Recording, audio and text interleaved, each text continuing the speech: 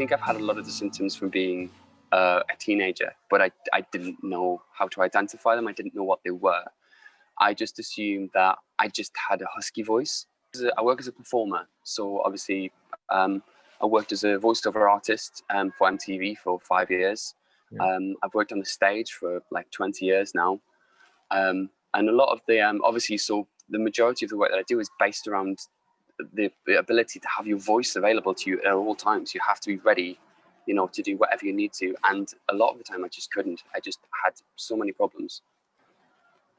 When I was younger, I was a gymnast, and then I trained as a professional dancer. So I've got a lot of body awareness. So I really feel things when they're wrong or different, or something's not doing what it's supposed to do. I can really tell the difference. I really listen, which I think a lot of people aren't used to doing. So they don't, you know, they can't go, there's a problem, I need to fix this. They kind of go, oh, I just feel a bit weird today. So I'd been working away for about, I was working in America, and I'd been working there for about a year. And a lot of the food in America is really fatty and really salty, and it's, you know, it's quick, easy food, and they often do giant portions. And I started to notice after being there for such a long time that I was waking up and I just didn't have any voice left. And I didn't know why. I was waking up and it was like I'd been out all night drinking. It was just gone. It was breathy. My vocal cords weren't closing properly. I couldn't make like strong sounds. It felt like there was, like I said, you'd been really vicious to them the night before, or done like a really, you know, heavy night of singing, but you know, nothing. Early night, hadn't really had anything before bed, all that kind of usual stuff. And they just every day just got up, and it just got worse and worse and worse.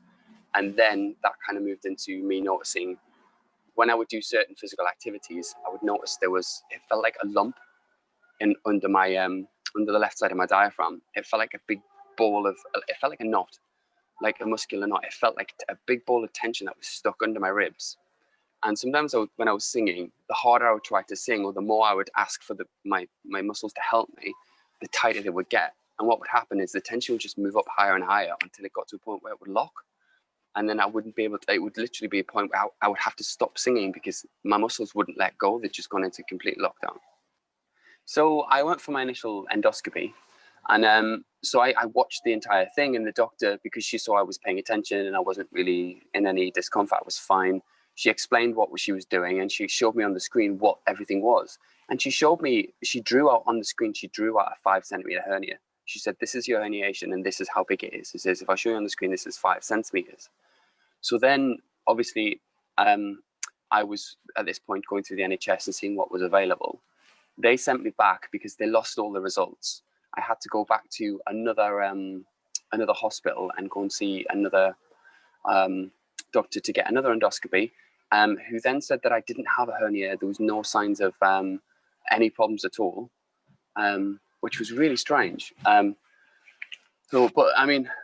So obviously when we got to the point where we were having the discussion about whether surgery should go ahead, I had physical symptoms. I could feel the herniation because of the nature of what I do for a living. I could feel it when I would push myself too far, and I could feel my stomach pushing, all my lower organs pushing up into my diaphragm. I could feel them trying to get through my diaphragm, and they would jam my lungs, and I wouldn't be able to sing properly.